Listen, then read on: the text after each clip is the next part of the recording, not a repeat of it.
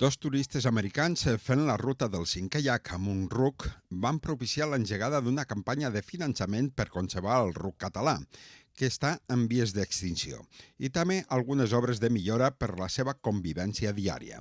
Gratitud Pallars i l'associació Marques de Pastor en són els impulsors i està adreçada a tothom. Mitjançant la web mateixa de Gratitud Pallars, allà surten totes les causes que tenim actives ara en aquest moment, i una mica el que es preveu, el que es pretén, és poder fer donacions per poder... Ara mateix estem en una causa que el que busca és la construcció, poder recopilar suficient donacions per poder construir com un cobert pels rucs perquè puguin estar-hi a les èpoques que fa més fresca, que fa més fred, quan plou i quan neve, i que es puguin protegir i no estar només a l'aire lliure.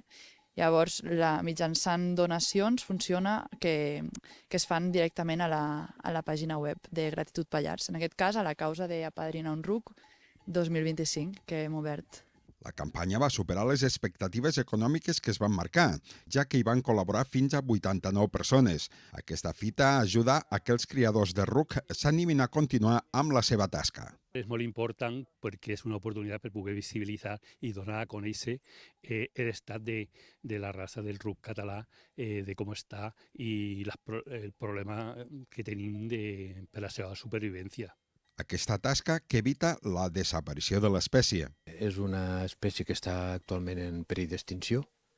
Ja des de l'aparició de la maquinària agrícola als anys 60 ha anat en decliu i ha anat reduint el nombre d'efectius, tot i que des de l'associació de criadors, que és la FRAC, l'associació del foment de la raça equina catalana, intenta lluitar contra